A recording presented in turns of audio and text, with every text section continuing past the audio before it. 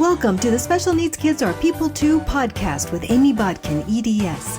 Amy is an autistic adult who also happens to be a school psychologist turned special needs consultant and public speaker. She's also a homeschooling mom to 2 autistic kiddos, a yoga instructor, a card-carrying Trekkie, and an all-around fun person. And last but not least, Amy is an advocate for seeing every child as a person, not a diagnosis. Because a special needs kid is just like any other child, just more so. Here's Amy Bodkin. Hi, I'm Amy Bodkin, and welcome to Special Needs Kids Are People Too. Today, I'm here with my daughter, Jessica, again. Hi. And we are going to be talking about internet safety today. I find it really, really important. Yeah, internet safety is a really important topic to Jessica. Yep, extremely. Yeah, it's a topic that's come up in discussions with your friends before in the past about how, different people have different rules about how they handle it. And there's no necessarily right or wrong way to handle it, but different families have different expectations. And sometimes it works out well and sometimes it doesn't, and we don't always know until we try. Yeah, internet safety is extremely important, especially when you're in a lot of chats with people online, such as roleplay chats, which you only get to know the people through how their characters act. Yeah, and you and your brother have been online for a long time. Yep. At least 8 years. Oh, wow. I think at least 8 years. That would have been when you were about 6. Mm-hmm. Wow. I can't remember if it was when you were 6 that we got the Animal Jam accounts or Club Penguin. I think we got Club Penguin before. Mm-hmm. We started out with tablets and apps, but then you wanted to be able to play computer Minecraft and things like that, and I think maybe Club Penguin wasn't easy to use on the app or whatever. I don't think you were able to get it on there. Neither could you get Animal Jam. I mean, now you can get Animal Jam on but at the time tablet. You couldn't. I mean, Animal Jam is now focusing its stuff on tablets and an app now. Mm-hmm. So, and it's not something I'm interested in as much anymore. Well, yes, but it's how we started. Yeah. And you guys started playing on tablets. I think you were introduced to it by friends, babysitters, stuff like that. Maybe. I know how I was introduced to Minecraft because I was watching a YouTuber and I was like, that seems fun. Mm-hmm. I want to get that. There's actually a lot of games that I got through watching YouTubers and being like, that seems like a fun game. One game I still have yet to finish and I kind of want to finish it at some point. That's a very good point. We may have had you guys playing on electronics earlier because you couldn't read for a long time. That's true. And Very true. You were able to access a lot of craft videos and stories and stuff through YouTube. Huh.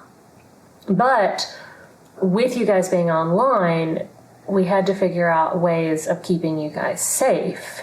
Yep. Especially at a young age. So, in the beginning, we monitored you guys all the time. But eventually, we taught you guys how to keep yourselves safe, right? Yeah, and then I kind of was keeping John safe when I was occasionally around him because, he learned from watching you because we taught you first because you're the oldest. Yes. And now we don't exactly need to be near each other to be safe because we already... both of you know how to keep yourselves safe. And really, honestly, to me, that made a lot more sense. And one of the things we talked about when this topic came up recently with your friends is that I grew up in the Oregon Trail generation. All right, technically it's called Xennials, but I think that's a dumb name. It does sound dumb. Oh, wow, it's... Well, they combined the Xers with the Millennials to make Xennials, but I didn't think that was a very good, description because it's just y'all are between these two others. Oh, yes. Not, y'all are special enough to have your own name. And besides, if you're going to have a name for our generation, the Oregon Trail generation is the name because that's what we all have in common. We all played the Oregon Trail game growing up. And it was the most awesome game. pretty sure you once actually had me play it. I did, but it was like the really like cool version that ran on Windows, and the one we started out playing was on DOS. So it's this black screen with this little lettering that pipes up, and then it's got a little silhouette of these little cows in a wagon, and it's kind of like dancing across the screen. Those are fun. It was not a very impressive game at the time. Like, they'd have this little like white silhouette of a buffalo come on, and it wasn't even moving like a buffalo. It was just the silhouette moving across the page, and then you're like trying to shoot it with your little gun on the page. Anyways, the Oregon Trail game, that's something that we all played growing up. But what makes our generation so unique, and why it's a micro-generation, which is really a micro-generation of only like 4 years or so, but what makes it so unique is that we grew up with the childhood of Generation X before us, where you didn't have video games, and you played outside, and you didn't have the internet, and you didn't have cell phones. You used payphones and all those kinds of things. But then we also had the internet when we were teenagers. So it was a very different experience. So, for example, I have letters that I wrote to your dad when we were dating. Like actual handwritten That's letters, cool. and tons of them. Because there were lots of times that when we were dating that we were not able to contact each other on a cell phone. That we did have cell phones at one point while we were dating, but they got roaming charges anytime you left the city, which was super expensive. So you couldn't use them if you left the city. What? Yeah. Old school cell phones. So we would write letters to each other and call each other on payphones when we were out of town. So none of my siblings, who are all younger than me, none of them, I don't think, have letters from their spouses. I don't think they ever used payphones to call their significant others. They called them on cell phones, or they texted them. So we have this weird quasi, like, a little bit of Xers, a little bit of millennials, but not quite either one. It's an odd mix. But being in that generation, we were also the generation that grew up in the days of the internet wild, wild west. In a lot of ways, it was like the Wild West, because back then, kids popped into chat rooms all the time with people they didn't know, no internet safety at all, and like their parents weren't concerned at all. There were no, apps or tech or technology to keep kids safe or anything. Like, that hadn't really been a thought yet. I never really ran into any creeps. I ran into some jerks, but yeah, I mean, I grew up in a really like traditional home and fairly conservative parents who had some rather strict rules for me. But when it came to the internet, I could do whatever I wanted. Like, go on, have fun with They had no earthly idea. Have fun with the people you don't know online that could be really bad people. That have fun. People had no idea. And so I think that, if you haven't had the experience of knowing what kind of trouble you can get into as a teenager, or a kid for that matter, then, sometimes you don't really realize the possible dangers there. So with trying to keep you guys safe, now there's a lot of different ways you could do that, and lots of families do things differently. Mm-hmm. So we're going to share what we do and why it works for us, but I'm not saying that this is what everybody should do, because different families work different ways. Mm-hmm. And there's some very specific reasons that the way we do things works for us. Yeah, I know our first rule. Don't tell names, ages. No personal information online. Don't tell, like, where you live, your age, your age, no pictures, no videos. I'll use my voice occasionally, but that's new. For a long time there, we didn't do voice chat because your voice would have given away just how young you were. Now my voice sounds like I'm older than how old I am. I was in a chat with someone, and like someone's like, they guessed how old I was. They thought I was like 15 or 17. I'm old. I guess I sound old. I'm not actually that old. I mean, yeah. So now you will get in voice chats with people that you don't know in communities that are discussing your special interests. So how does the rules that we set when you were small still apply now? I don't tell my age or my name. Don't tell where I live at all. And now, a word from our sponsors. Do you ever feel isolated, like you don't really know what you're doing as far as homeschooling your child who's got a different kind of situation than everybody else's kid? Well, a Charlotte Mason Plenary has created a special needs membership group with me, Amy Bodkin. This group provides an online community where you can connect with other moms as well as me, talking about things that are important in your life. We also have a weekly meeting on Zoom where we can build relationships and also dive deeper into topics that are of importance to you, whether that's behavior, academics, or just life in general. This group is for anybody who feels that they have some kind of a special situation in their home, whether that is due to a learning difference, developmental difference, someone having a chronic health condition, trauma, anything that puts your family outside the average. You can find more information at cmplenary.com/product/special-needs-membership. Well, and you do tend to keep most of your conversations about online topics, not personal life. Or like book topics, because... Book topics, yes. Your special interests, basically. You talk about things you're interested in. My special interest, book. Yeah. So generally speaking, your conversations online, every once in a while, if you're upset, then you might let something slip, but it's not going to be personal information. Yeah, at one point we were talking a bit about like our ages, and I said I'm not going to tell, and I'm not going to let anyone guess. If they're guessing, then I'm not going to respond. And people start guessing, and I'm like, guys, this is making me uncomfortable. And then two of my online friends said, hey, let's stop this. They're getting uncomfortable, which is very nice of them. It was I appreciate that a lot. Well, and a lot of the reason that we were so incredibly strict about not giving away any personal information online was because on the off chance when you guys were small that you would have put out like one or two things accidentally and they were the right two things and it helped someone like triangulate enough information about you, we were concerned about that.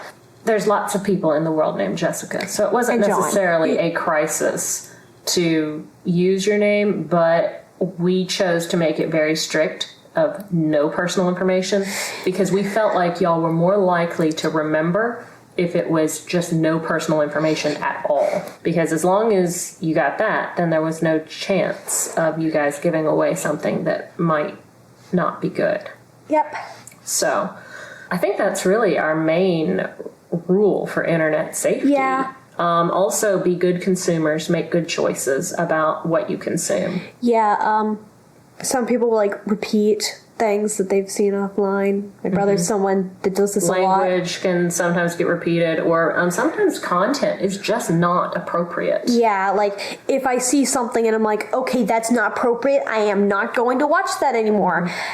There's occasions where I've like seen stuff that I'm like, okay, I'm not supposed to be watching that, and then I'll just stick to who I'm subscribed to. And a lot of the reasons that the rules we have work for us is because of the kind of relationship we have and also the kind of setup we have in our house. So in our house, we have 3 house rules, right?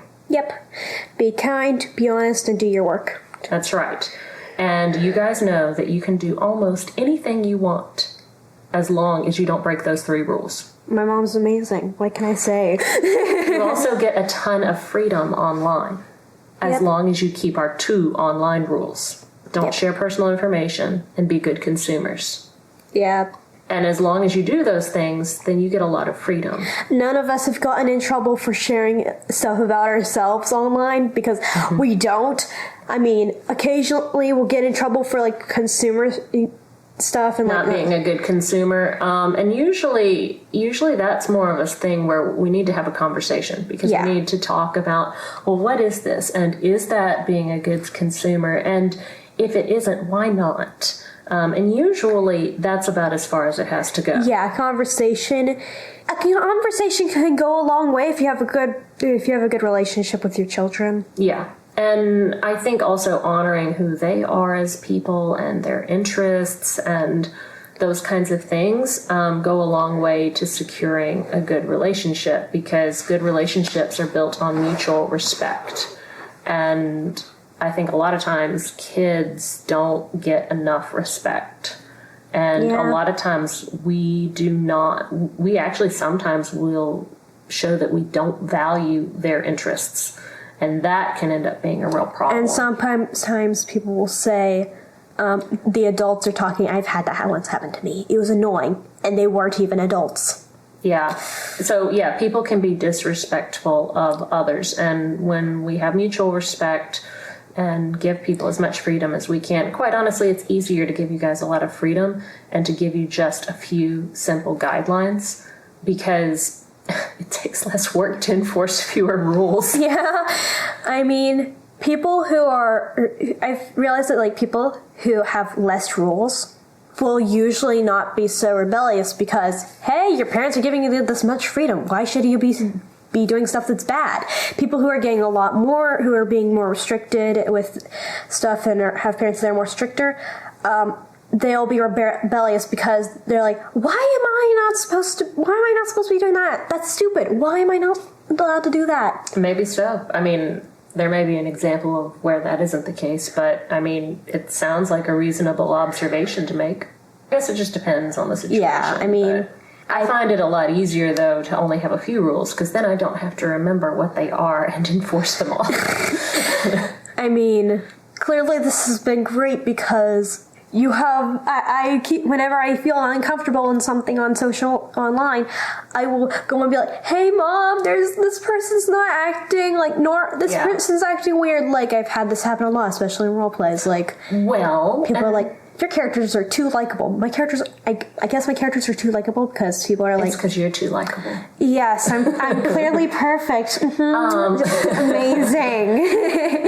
But, that is a good point. One of the things that, we do is you don't get in trouble for anything that isn't one of our rules. And we don't have many rules. If we are going to, like, get in trouble, we're going to have a talk because it's like... And then go from there. It's like, that was a bad decision. Here's why it was bad. You need to understand that this isn't okay to do. Sometimes there's consequences, sometimes not.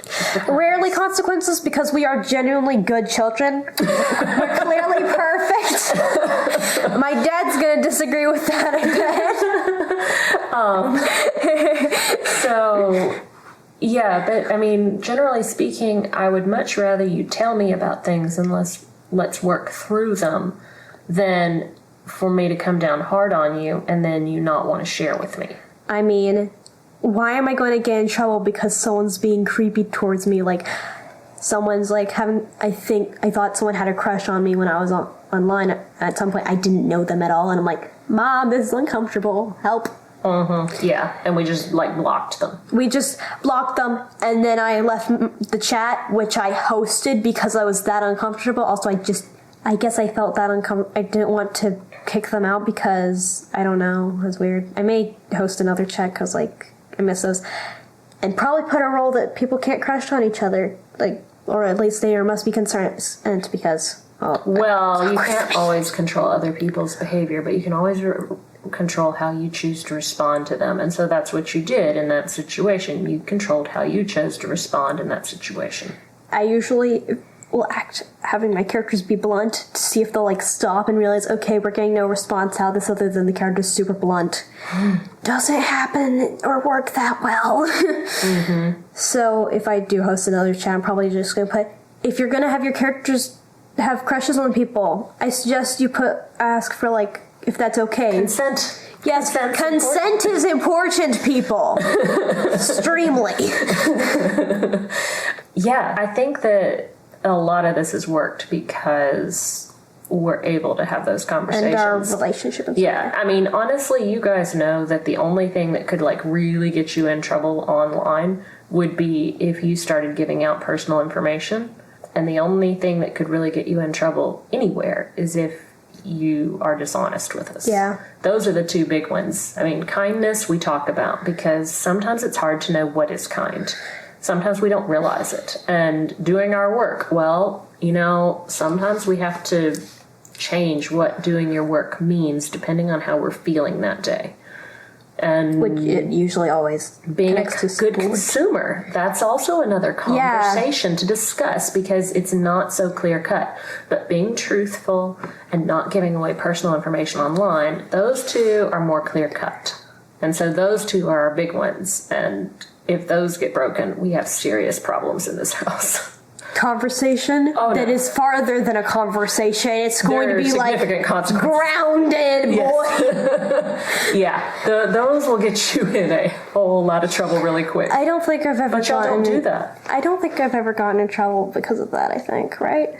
I don't think so. I think we've only had it happen once or twice. Really? I think, period. Huh. In the last 14 years, I can only think of it happening a couple times. Really? Yeah, I don't know. Maybe it's happened more and I've forgotten. But I'm perfect, clearly. I like joking around about saying. You do a lot of things that are not perfect. I'm joking around. Me saying stuff like, "Oh, I'm just so perfect" and stuff. Okay. It's one of my favorite kind of humor because I'm like. Sarcasm. Instead of being salty. Instead of being "Oh, I'm such a I'm bad at this," or instead of being self-deprecating, you're doing the opposite with humor. Yes, self-praising and humor. Because if you're doing that, you're praising yourself, but at the same time, you're yeah, I know, I'm joking. But so you're trying to live up to your high expectations of yourself. Not actual high expectations. I'm happy with where I'm at. Extremely happy. Good for you. So, with your brother and you, I can't think of a ton of times that's happened, but I also really emphasize to you guys what a big deal those two were. Yeah. Because I have a real issue with people being dishonest with me. I think we also had one thing about if we were ever to meet someone online, probably when I'm an adult or a late teenager, if we would meet them at a convention or nowhere where we not at our house or at their house, nowhere like that, but at a convention instead. So it's safer. If you were an adult and we wanted to meet up with somebody that we knew was going to a public event that we were going to, then, we could talk about it at that point. Because here's the thing. People do make friends online and friendships that last. Mom's had this thing clearly before. Yeah, I work with Rachel at a Charlotte Mason plenary, and we met online 10 years ago in a forum. Wait, 10 years ago? Yeah, I've known her for a long time on a forum. You've known her since I was 4. Yeah, but I didn't meet her in person until this past year. So, I've had other friends that I've known online, some that I've met, some that I haven't. So, obviously meeting people online, making friends online, it's part of our modern world. But there's limits. Yeah. Because, one, online relationships... They can get complicated, extremely. They're complicated. They can be difficult to read because a lot of times they're via text. It's a level of relationship that is not very simple sometimes. Yeah. And because of that, I'm not certain that it's always the healthiest for kids. If there's a couple places online where, I feel like it's relatively safe and positive. Like when you guys were on Animal Jam and you'd have bubble chat and you really couldn't cause any problems because it was so controlled. Or if you're in an online forum that is a moderated forum for kids, like when y'all were on Minecraft, you'd play in... servers. Yeah, what's the one? Quacky... Squishies... Quacktopia. Yeah, Quacktopia, that's what it was. Yeah, that one was well moderated, and so that one I felt very comfortable with you guys being in, but not all of them were. Now that I'm older, I'm able to moderate myself and keep myself from saying stuff. Right, but it's a process that you go through of developing those social skills, those online relationship social skills, and it's not something that you can just turn kids loose with, and the relationship skills you develop in real life are not the same as the relationship skills you develop online. Definitely. It's not the same. When you're in person, of course you're going to share your name and your age because those are things you can easily do because, there's someone you know in person. And you can read their body language and kind of get a feel for how trustworthy they might be. Yeah. You can't do that online. Yeah. So that's a real serious problem. And so developing online relationships, that involves a lot more caution with having more training wheels for helping them develop those sets of skills and only very slowly giving them more independence, which is the same way we do with people relationships in real life. Yeah. You don't turn your kids loose, the first year of their life to just go around town. One, they can't go around town. They can't walk. Yeah. But, and we have a lot of physical barriers that keep us from doing those kinds of things. And because of the nature of the internet, as soon as you're able to navigate a computer, you have the potential to be turned loose. But that doesn't mean that you have the skills necessary to navigate those kinds of relationships and know how to stand up for yourself and to protect yourself and keep yourself safe and those kinds of things as you get older. And I guess that's part of the reason why I wanted you guys to have as much experience being online as possible, because I can protect you from it, but I can't protect you from it forever. Yeah. You have to learn to be able to do that for yourself.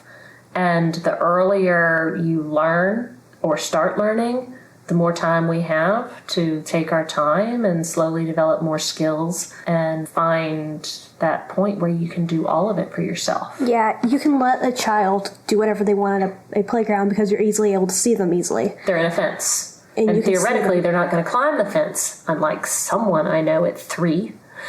What can I say? I was a genius.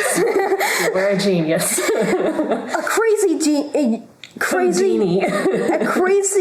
genius. Maybe a stupid genius, if that's even possible. Not a stupid genius, just very skilled at getting out of restraints. I am Houdini. As a toddler, I was Houdini. What can I say? You picked locks at 4 years old. I'm a genius. What can I say? Yeah. Not anymore. I'm more healthier in We life. have more balance now. More balance. And Mom is very thankful for that. Keeping you safe as a small child was very challenging. So, where were we? We were talking about how it's like when a kid's at a playground, you can't. But when they're online, compared to a playground, you can see your child when they're at a playground, but compared to when they're online, you can't see your child being on there unless you're constantly over their shoulder, and that's going to be annoying. Well, if you're over their shoulder or you're playing with them, which when you were small, we did play with you. Your aunt got on Animal Jam and made an account so that she could go on and play with you guys. And she also made an account to play Minecraft with you guys. And me and your dad would get on Minecraft and play with you guys. She was funny. She was. You're funny. Oh, me? Yeah. Oh, yeah. I have a hard time with playing Minecraft. I die a lot. I'm gonna die from the zombie. Oh no. A mob will come attack me, and my person on the screen will run around in circles, and I'll scream in real life. And Dad's just like, not again. I gotta go save her again. Yeah. It's like a fairy tale. The princess is getting in trouble because of something, and then the knight has to come and save her. That's right. That's how our relationship works. Yes, at least online. But when y'all were small, we did spend a lot of time playing with you guys. We tried very hard to monitor you guys to a point, but once you got to where we could really talk about rules and have rules, then we started giving you a bit more independence, and we were still monitoring you, and we also let you guys monitor each other by sitting next to each other while playing.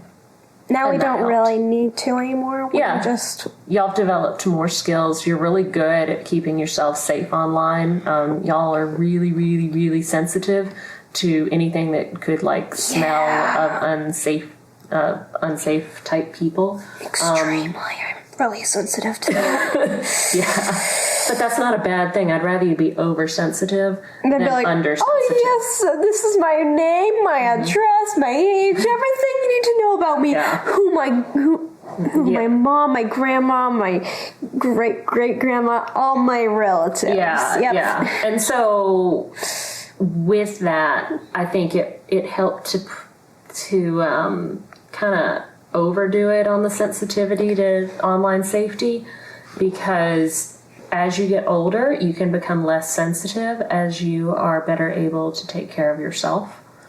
Because you guys still require some support, not like you used to, but, still some support and guidance. There are occasionally times when I do need help to get people to understand how I'm feeling, and that's when my mom comes in. Yeah. But, we've never put any kind of, guardian apps on your tablets or anything. Tablets or our computers. We'll put passwords to keep y'all from getting on so you do your work and stuff instead. But But we've never had any kind of tech that's monitoring you. We'll sometimes get on your computers and kind of scroll through and see what's going on. What, UL? Not very often, just When sometimes. did you do that? Well, when you guys got on Discord, sometimes Dad will get on and kind of check that out and make sure everything's... I barely use Discord. I know. One person was like, hey, would you like to join our roleplay chat? And I'm just like, sure. And then I'm like, okay, I'm going to go do this. And I'm like, oh no, I'm nervous. I'm getting anxiety because of this. Yeah. And like, Discord's just like a no for me. It's just like, okay. We don't check behind you guys very much because there isn't much to check behind because y'all do a really good job of taking care of yourselves. But, especially when it's a new thing that you're getting into, we do try to like at least stay aware of what you're checking out and stuff. The only thing I'm really on that I didn't ask my mom if I could play was a game that my friend plays, and I'm like, oh, this seems fun. It's just basically, here you go, you get to hatch dragons and stuff. You get to you get dragons and you buy them and you can like get money and stuff. Just basically a virtual, kind of like a virtual pet simulator, except not. Yeah. I don't know how to describe it. But I mean, generally speaking, y'all make really good decisions, and so we really don't have to do anything. We just periodically, if we feel the need to, we'll check in, but usually we don't feel the need to. There is, I feel like, an overreaction, though, for me sometimes, because, like, I was getting an app, and it's like, we need to have access to your pictures and the files, and I'm just like, guys... What creepy app is this? I'm like, guys, is this okay? And everyone else is getting that, and they're like, it's fine. I'm like... Well, it's a good thing to bring up because there are kinds of, like, tech that people will get you to download that is total spam, that will like put viruses into your computer. So, it's good to have an awareness. It's just, just because there's a red flag doesn't mean there's danger all the time. At one point I was downloading something and like I see in the corner like the name of the file when it's downloading. I'm like, that is not the thing, and I immediately deleted it. Always good to go ask mom or dad in that case and go, hey, got a problem. Yeah, I went to Dad. I'm like, Dad, help, I need to download this thing for Minecraft. But we've never had any kind of tech to keep y'all from accessing things. We haven't given y'all phones, though. Yeah. We did just recently give you a phone, but we got you a jitterbug. Yep. I have like a friend that was like, hey, do you have a phone? And I was like, sadly, no. I can't be able to talk to you anywhere else other than here. But now you have a phone, but it's a jitterbug. You're not allowing me to call other people on there that I like am friends with on there, are you? Well, I guess if it's someone that you know, it would be fine. But it would also just be very, very limited, though. Like, we can't even send pictures or links to stuff. Right. Just like, they're like... It's a jitterbug, which means it's a phone for people with Alzheimer's, and that's what we got for the kids. I don't have garbage memory. Thank you very much. My memory is amazing. No, I wanted it to limit y'all so that you didn't have access to the internet and stuff just wherever you were. You only have it when you're at home or when we give it to you somewhere else. Yeah. So, had one when I was going to a sleepover and stuff. Yeah. I barely called her, though, at all. No, you didn't I'm like, call me. hey, I need chip. Is this chips okay? And then Is this gluten-free? And that was all I got the whole time you were gone. Just like, clearly I was happy. Yeah. But yeah, so the jitterbug phone, it will make and receive calls, and it will make and receive texts, and that's pretty much it. It's got a flashlight. I think it's got a camera, yeah, but I don't think you can send You pictures. can't send pictures, sadly. I was going to send a picture of the bag of chips, and it's like, nope, too bad. So I had to learn how to quickly text using only the numbers and stuff like that. I've gotten decent at it, I mean. Yeah, it's like the old school cell phones that I grew up with. It's a flip phone, and you have a few options for typing. One of them is the one that I grew up having to do, where you have to push like the number 3 times in order to type a C. I'm doing that one, actually. Is that the one you're doing? Yeah, I use it. Okay, cool. I use it like that because it's Old easiest. school. It's easiest. Yeah, kicking it old school. I mean, I'd rather tap the same number over and over again to get a number than having to like push an arrow to go to the right one, because that feels like it takes the same amount of time, and the other one so we feels got more them efficient. a very complicated, complicated, not very smartphone. It's a dumb phone. Yeah, it is. But the main reason was that they really don't need the internet everywhere they go. Yeah. And there can be challenges with having the internet everywhere you go. It gives kids a lot of freedom. I mean, we give you guys a fair amount of freedom, but there's also one other thing that we have as a rule that we didn't talk about. What is it? We take up your electronics when we go to bed. Oh yeah, there's one time that didn't end up happening, and I was just looking up fan art or something, or Mom like is not playing on my happy. phone or something. Yeah. Not phone, tablet. So electronics go up with us at night. Yeah. A lot of the reason that we put the electronics up at night is because there have been times where kids have contacted someone and agreed to meet someone at night. Also, there's a lot of stuff that happens at night that just isn't good. I'm not getting that from me. I'm never sneaking out of the house because, one, Yes. people live too far away from me, and I am too lazy to walk. Some adult would probably agree to meet you if you tried to.